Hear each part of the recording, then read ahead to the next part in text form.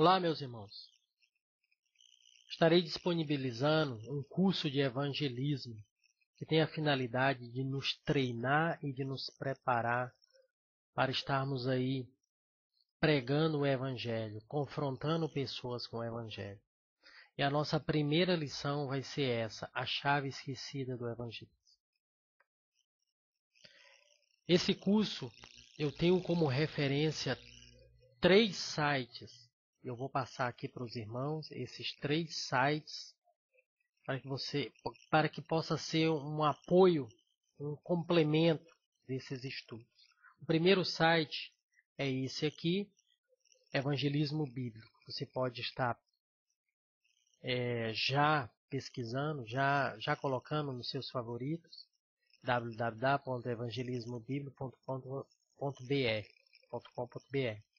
E tem essa aba aqui, curso de evangelismo. E aqui estão todas as lições, no total de 29. Também, esse site aqui, ele é uma referência para esse curso de evangelismo. Ele é mantido pelo Diogo e sua equipe da Igreja Batista de Cabo Frio, no Rio de Janeiro. É a Caravana do Arrependimento. caravanadoarrependimento.com.br. Interessante nesse site. Todo ele é interessante, mas aqui você tem disponível os vídeos de abordagem. Só clicar nessa aba vídeos. Aqui já está na aba vídeos. E você pode estar conferindo os vídeos aí de abordagem do Diogo e da sua equipe. Nós temos também outro site importantíssimo, que ele é a maior referência. Ele que é o alicerce dos demais sites. Ele é um trabalho, um ministério americano, mantido por 2 evangelistas, o Ray Comfort e o Kirk Cameron. E nós temos aí então o trabalho do ministério The Way of the Master. Você pode estar acompanhando www.wayofthemaster.com. É em inglês, e se você tiver uma boa noção em inglês, está aí à sua disposição. Tem bastante material, tem áudio, MP3. Aqui você tem essa aba aqui, tem bastante arquivos aqui. Tem aqui, por exemplo, as respostas para 100 perguntas mais comuns. Importantes aqui. Ok? Então, vamos dar prosseguimento ao nosso curso. A chave esquecida do evangelismo. Para isso é necessário que a gente possa responder um questionamento. O que é justiça? Observe que o Pai executa juízo segundo a obra de cada um. Ele faz isso sem acepção de pessoas. Deus não se importa se você é rico ou pobre, oriental ou europeu, estudado ou não estudado, homem ou mulher, religioso ou não religioso. Deus vai te julgar, baseado na justiça e na santidade dele, sem qualquer favorecimento à sua pessoa. É interessante que a gente saiba, antes de darmos prosseguimento a esse curso, a diferença entre a justiça do homem e a justiça de Deus personificada na pessoa de Cristo. A justiça do homem, ela não é aceitável diante de Deus. Nós temos como base 2 referências bíblicas que ilustram a justiça do homem.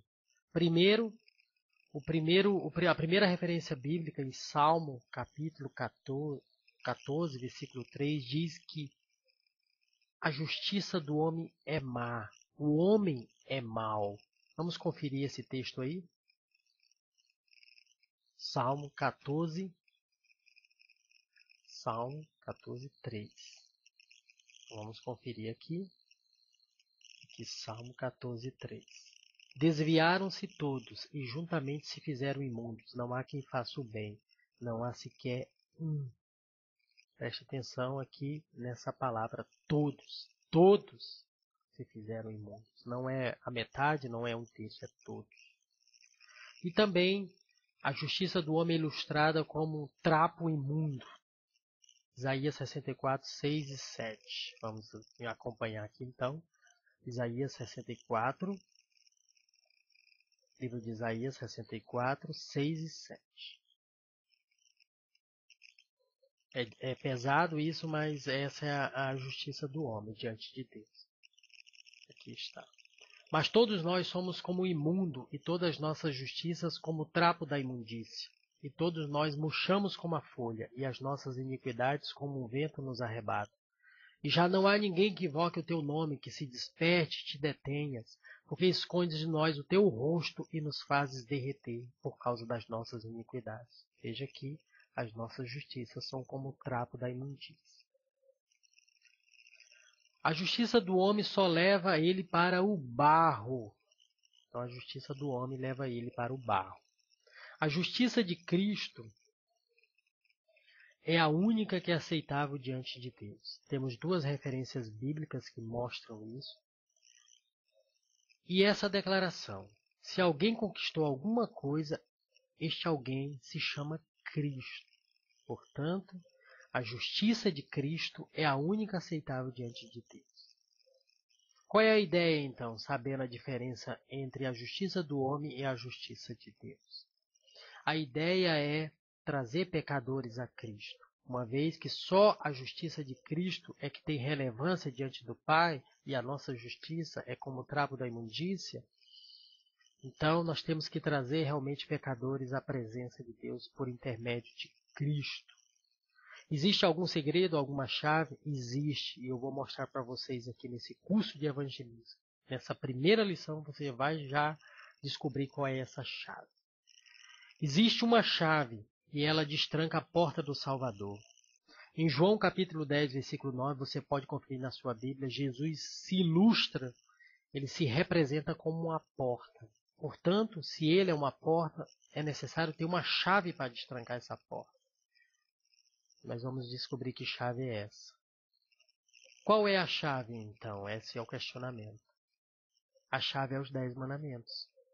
A lei moral de Deus. Ela não caducou, ela continua em vigor. Os 10 mandamentos. Essa é a chave que destranca a porta do Salvador. E qual a finalidade dos 10 mandamentos? Vamos ver aqui.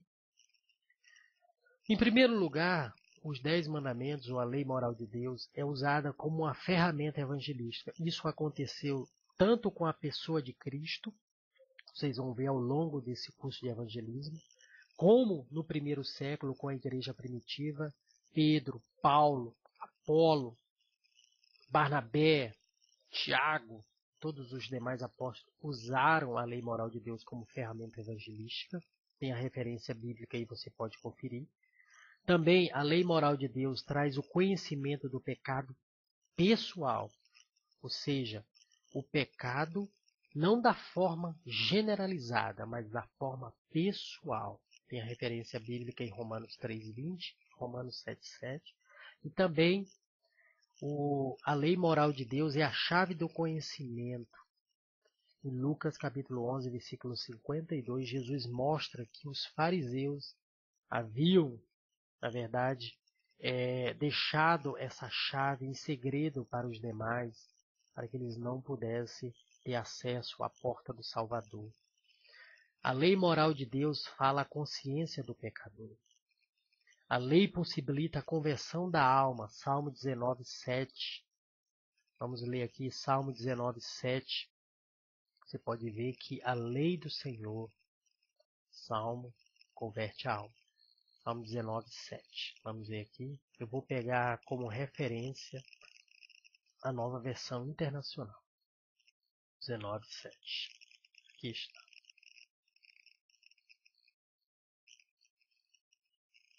A lei do Senhor é perfeita e revigora a alma. Os testemunhos do Senhor são dignos de confiança e tornam sábios os inexperientes.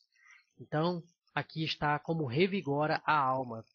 Algumas versões têm restaura a alma. A versão King James americana diz converte a alma, ou seja, a lei do Senhor é perfeita para converter a alma. A lei convence o pecador. Tiago 2:9. Tiago capítulo 2, versículo 9. A lei ela consegue atingir a consciência do pecador e convencer o pecador no âmbito pessoal do seu pecado. A lei, ela dá abertura ao evangelho, ela é que dá a aquela estrada até a porta do Salvador. Ela é a estrada que leva até a porta do Salvador, conforme Romanos capítulo 1, versículo 16, esse texto é bem conhecido. Paulo fala que ele não se envergonha do Evangelho, pois é o poder de Deus para a salvação de todo aquele que nele crê. Então, a lei ela dá abertura ao Evangelho, o qual é Cristo, Gálatas 3:24. O Evangelho se refere a Cristo. A lei mantém o pecador sob condenação e livre de justificativas. Isso que é importante a gente ler Romanos 3:19. Romanos 3:19. Romanos 3:19. Aqui está. Sabemos que tudo que a lei diz, o diz àqueles que estão debaixo dela, para que toda boca se cale e todo mundo esteja sob o juízo de Deus. Então a lei tem essa capacidade de deixar o pecador sem justificativas, de boca calada. Ele cria essa dimensão de condenação. É necessário que haja essa dimensão, ou seja, que o pecador reconheça o seu pecado, senão o Evangelho não vai fazer sentido. Senão a graça não vai fazer sentido. É necessário que haja essa dimensão. E isso é realizado por intermédio dos 10 mandamentos, da lei moral de Deus. Tem aqui uma citação de Charles Spurgeon, um grande pregador do século XIX, chamado Príncipe dos Pregadores. Eu vou ler ela para você. Eu não acredito que alguém pregue o Evangelho. Eu não acredito que alguém que pregue o Evangelho não pregue a lei. A lei é agulha e você não pode passar a linha sedosa do Evangelho pelo coração do homem, a menos que o fure com a agulha da lei. Então você pode ver que a lei moral de Deus é importante. Meus irmãos, então essa é a primeira lição do curso de evangelismo. Aguarde as próximas lições. Obrigado pela sua atenção.